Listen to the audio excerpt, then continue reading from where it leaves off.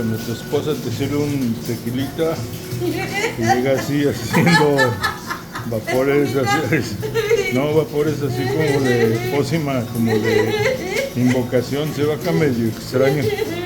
Déjame, vamos a ver de qué se trata. No sé si sea la mezcla del tequilita, del frío, porque aparte está lloviendo.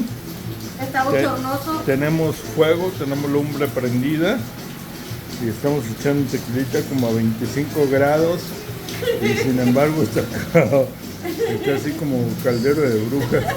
Oye, ¿qué me estás dando? Bueno, la bruja de mi esposa preciosa, encantadora, te amo, gracias.